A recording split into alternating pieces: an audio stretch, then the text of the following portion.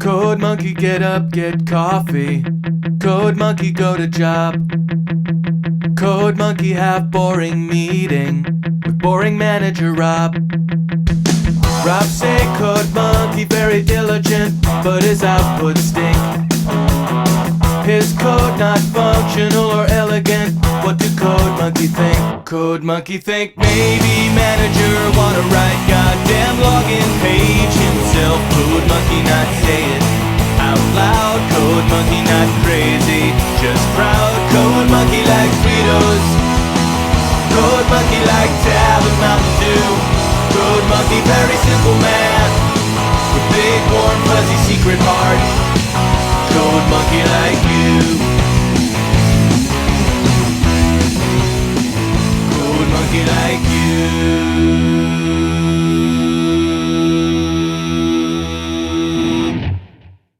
Hello friends and neighbors, And hello, Code Monkeys. and welcome to another tandem review with myself, I Talk Stuff, Banky8408, and Jesse of Coded Lock Films. Today it should not really come as any surprise to you, we're going to talk about The Hunger Games. How could we not, really? Well, yeah, I mean, we really have to.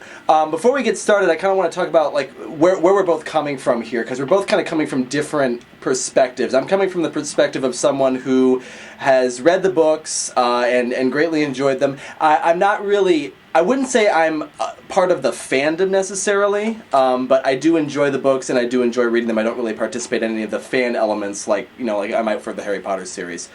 And Jesse, you're... Well, back when I first started hearing about the Hunger Games trilogy and how it was, this, kind of the next big popular book series, I started hearing about it right around the same time that I started hearing the movie news about it. And so what I decided was I was going to not read any of the books until I saw all the movies, because I wanted to get kind of the opposite perspective that most people are going to be getting when they're going to be seeing this movie. Suck on that, readitfirst.com. And that is often my regret when I see a movie that's based on a book, is that I don't know what the perspective of people who have never encountered the book before is. Like, I know what I think of it based on my perception of what the story that I know is, but not necessarily what it might look like from an outsider's perspective, so to speak. Mm-hmm. Yeah. So basically, from the perspective of someone who had read the books, I thought that the Hunger Games movie was a really good adaptation of the book. I thought that it really did. I think that the fact that Suzanne Collins was working on it with them helped a great deal. But I think it did. She really? Yeah, she worked on it with them. I did not know that part.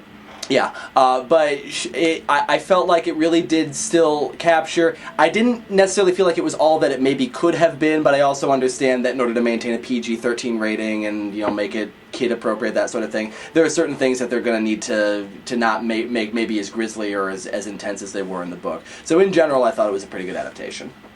And from my perspective, I thought that this movie was absolutely fantastic. Okay. I loved this movie. I think. I mean, there are minor complaints I have with them, but they're just kind of, cracks in the crust around a very well-formed planet. Yeah. And really, I think what I found most effective about this movie is how every single death in this movie is like a punch to the soul, and like they matter. And I'm trying to think. My favorite one that I thought was done extremely effectively was actually in the scene where Katniss cuts down the wasp nest. Mm-hmm. And the way it's done in the movie is that basically they're like the what's the little girl's name? Rue. Okay. So she's kind of pointing out to Katniss like the wasps, and she's at this point Katniss is up the tree. For those of you who don't know the scene that I'm talking about, she's kind of been treed by these by a smaller group of kids who are hunting her specifically. And she starts cutting this tree branch down to have this this nest of genetically engineered wasps fall down on these kids so that she can get away. And at first they play it like sort of comedically and in sort of an entertainment manner, but then the minute that those wasps hit the ground, immediately just complete 180 shift in the mood of that scene. Yeah. And it is dark, it is demented, it is messed up. And I thought that was really effective at kind of showing you how if you have this detachment from what's going on, like the people in the upper class do, you could see how this would be entertaining, because that's what the movie makes you do. Like, it makes you think of it as comedy for a minute there, and then it just pulls the 180. Yeah. So I think that scene is really indicative of how well the deaths and how well the violence is done in this movie. Yeah, and I would agree with that. I didn't really think of it in that way, but that is definitely one death in particular that I felt like was really well done. And I think you did hit on something, which is they do kind of play it up. They kind of play up the reality show aspect of it, because this is essentially a reality show to the people of the Capitol, watching these kids fight to the death, and you really get to see at various points throughout the movie just how desensitized they've become to it. Like these kids are like they're fanboying and fangirling over these kids who are about to go and die, and it doesn't even faze them anymore.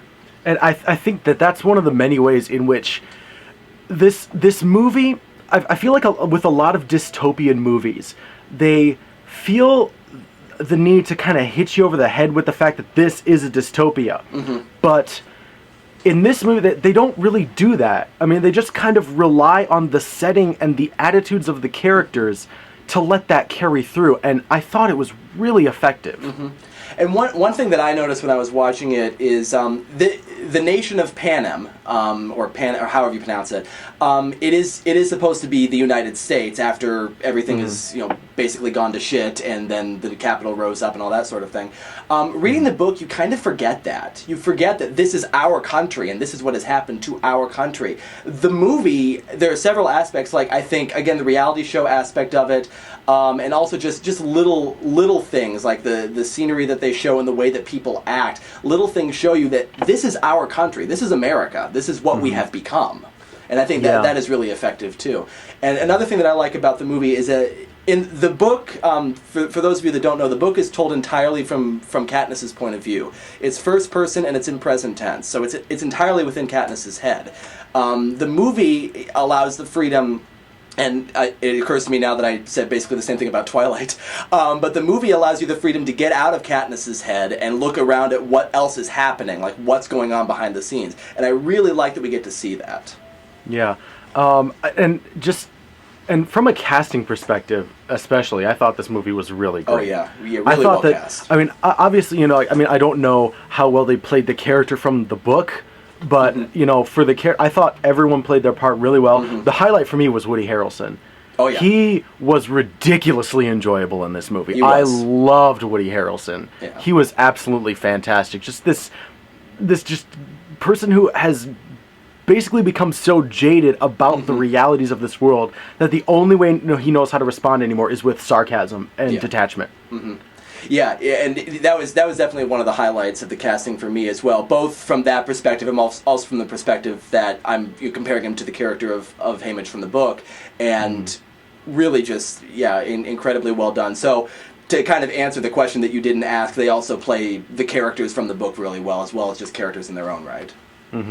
And I think, as I said, there are some cracks in the crust. I think that the action tends to overuse shaky cam a little bit. I agree. And I think that I understand that shaky cam has its thematic appropriateness when you're trying to create a frantic sense of battle where you're not really sure what's going on. And it's kind of, there's sensory overload. Yeah. And I get that, and I get its thematic value, but it can get kind of abusive in this movie. It can, and I would agree with that. And I honestly didn't have a problem with the shaky cam while they were in the arena. The place where it really bothered me was at the beginning of the film. Yeah. It seemed kind of out of place. Yeah, there wasn't really a place for it. And shaky cam kind of makes me feel dizzy and disoriented, which again, if it's appropriate for you to feel that way, it's fine. So I didn't mind it so much in the arena, and I actually think it was considerably less in the arena than it was at the beginning of the movie. Yeah, I found it really. I found a lot of the things that distracted me about this movie kind of tapered off towards the end. Yeah. Like the more I watched it, the less I noticed things. Like like you said, the shaky cam I thought was a lot more prevalent in the first part of the movie, Yeah. where it wasn't necessarily so thematically appropriate. The outfits of the first district, I found really quite distracting at the very beginning of the movie, but I noticed it less and less as it went on. Yeah. So I didn't really have so much of a problem with it at that point. The one thing that I think was really unnecessary was at the very beginning of this movie there's a text crawl where it's like an excerpt from the book of whatever, I can't remember the name. And and it gives just a little bit of exposition on what the Hunger Games are. But then later they show this movie this movie to the 12th district, just like like a March of War kind of movie to them that explains what the Hunger Games are anyway. So I didn't really understand what the point of that little text crawl was. And I did like that movie that they showed. I thought that was really good because they mention it like several times in the book. They mention, oh yeah, this is the sort of thing that they always show us, and they mention it in that sort of way because of course Katniss has seen it since she was a kid. Right. But I like that we actually get to see it, and it does explain it really well. So it's a really good method of getting the exposition out of the way. Yeah. So the text at the beginning wasn't really necessary, but I mean, you basically forget about it once it's done. So. And I think, but with the exception of that, I think this movie does a really good job of showing you, what the world is like and the world that they exist in, and like just not forcing exposition in your face, just kind of letting it happen organically, which I thought was, a really good thing. Like I said, there was just that one exception at the beginning, but other than that, I thought the exposition in this movie was very well handled, and, explaining the setting and the characters, all very well established, very naturally. And I'm glad to hear you say that, because that's one of the things that I was concerned watching is, like, I know they're not giving us a lot of exposition, but I'm hoping that it's not confusing to people who haven't read the book. So I'm glad to hear that you're saying that it was really effective. No, I mean, a lot of it, you can, it gives you just enough information that you can kind of infer the rest, like, that, basically just on mentioning, developing, the 12th district and the 1st district, really well. I was able to, just kind of figure out, okay, so the way society works is there's, it's kind of, a pyramid, and, the higher up you get, the nicer, and, like, the higher parts of the pyramid depend on the lower parts of the pyramid, and their lives have to be crappy so that their lives have to be awesome. Yeah. So that their lives can be awesome. And basically, and like I said, they don't tell you that, but they don't need to. No.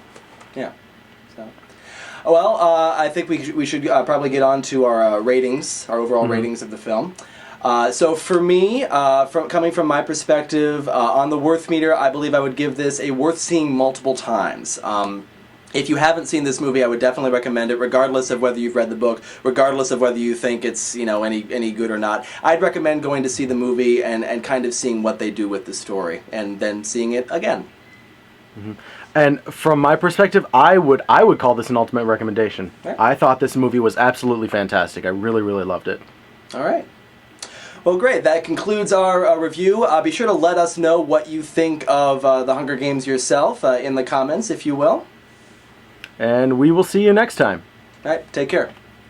Bye.